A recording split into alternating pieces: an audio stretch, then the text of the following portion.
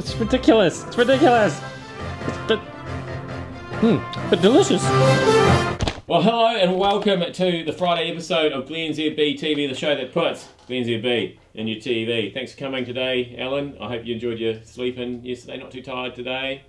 A little bit still from the late night at the Radio Awards last night, even though you didn't actually stay for the whole thing like I did, and still got to work at 4 o'clock this morning. Never mind. Hey, lasers are cool, aren't they? Yes, they are. I know that there are some bitching and moaning pilots who say that kids like to shoot them in the eyes with lasers and then they crash their planes, but I don't think they've ever actually crashed a plane. They've shot a few pilots in the eyes and that's been annoying for them.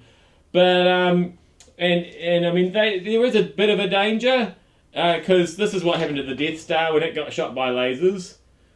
A lot of Star Wars stuff happening this week on glennzb TV. Have you noticed that? Anyway, so that happened. I think it went that way. Possibly that way. I don't know. Didn't really matter once that happened to it. But, you know, how often is the person with the laser going to be the son of the evil overlord who's got magical powers of the Force? Very rarely. Usually it's just some kid who's bought a laser from the $2 shop. And he's never going to be able to shoot that crucial thing in the Death Star or indeed in the aeroplane. Just keep your aft shields, all power to aft shields, and I think you'll be sweet in the plane. So don't worry about it, pilots. Chill out. We got more pixting and driving for you today. It's not a very good one. It's not a very good one today because I tried. I quickly grabbed the phone with the camera, but this car here, as you can see, it's speeding off into the distance. This is yesterday, and I thought it was funny because it had a sign on the back of it. It was a lab tests car. It had a sign on the back of it that said "urgent blood" on the back of it, and I was going to take a picture of it and do a very funny pixting and driving piece about how any time I've ever been involved with blood, it's always been pretty urgent. Have you noticed that? Like when there's blood around, things get urgent. But of course I failed to get the picture, so that didn't really work. But the reason I ended up bringing it up is because it went flying past, and I tried to speed up to get a better picture. But once I cracked 120 k's an hour, I'm thinking I'm breaking the laws in so many ways here. I'm driving with one hand, fixed to drive. I'm going 120 k's an hour for what? So I backed off a little bit at that point. But then, so I'm thinking, man, this is really urgent blood. They are in a big hurry to get some blood somewhere. And then they pulled off to a wild bean cafe. Were they delivering urgent blood to a wild bean cafe? I don't know what that's about. It's so random. That was a weird episode of Fixing and Driving. All right, I had a bit of a late night last night, does it show? This is why I love the interweb. Because this morning, you may have heard on the Mike Hosking breakfast this morning about the story of the day, a hedgehog they've nicknamed Crispian because it got stuck in a crisp packet and it took them 3.5 hours and 6 people to rescue it. Here's the hedgehog in question. Here's Crispian there. Now what you won't be able to see in this picture down the bottom there, that's why I was holding it up. Don't tell me to lower the picture. I'm trying to emphasise this bit here.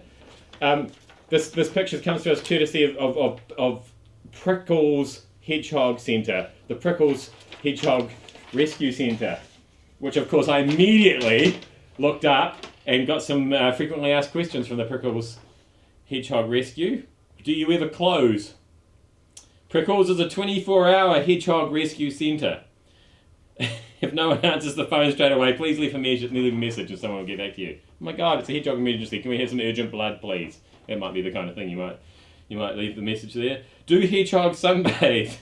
No, if a hedgehog is out in the day, it is a sign there is a problem. They will come out to find warmth when they are poorly. They may appear to be sunbathing as these hedgehogs remain still in the sun. It gets better. Why do hedgehogs stagger and appear drunk? A hedgehog that is dehydrated and cold will often stagger and wobble. I reckon that a hedgehog that is drunk will stagger and wobble as well, just quietly. So anyway, I'm going to make this a regular segment because there's a lot of frequently asked questions and we might recap some. I don't have time today, but there's a lot of hedgehog questions there and I know you're interested in those. Oh, it's Feedback Friday. Reach. Massive week for Reach. One day I'm going to find out what reach is, and it will be so much more meaningful. But we're at 42%. Good work. Somebody here complaining about the episode where I was wearing a sarong, and in spite of my specific instructions, Alan, not to show people that, you show people that. And so this person wrote, they tried to pause it before it went onto my legs, but then they got the timing wrong and it paused it right on my legs. So now they're scarred for life, and they're confused because normally they're trying to pause it when there's pictures of tits on the internet, and they always get that wrong too. Then Selwyn, he said, where is it? Where's glennzb TV? It hasn't been uploaded yet. I can't seem to find it on the ZB website.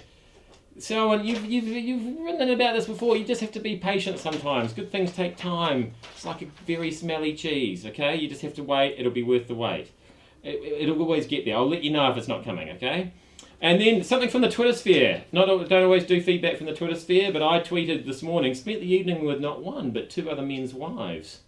Even more exhausting than you might think. That's right, I squired about the town at the music awards last night. A couple of ladies whose partners weren't really interested in sitting at the same table as them at the radio awards. And one of those ladies said, "You were a much better date than I'm used to." Hello. And the other lady, who shall remain nameless, I'm just going to name her, Kate Hawkesby, said, "Loved you for it. Kiss." So, here you go, ladies. If you want somebody to take you to the music awards, call me. That has been glennzb TV for the week. I am Man About Town. glennzb, thank you so much for having me in your telly.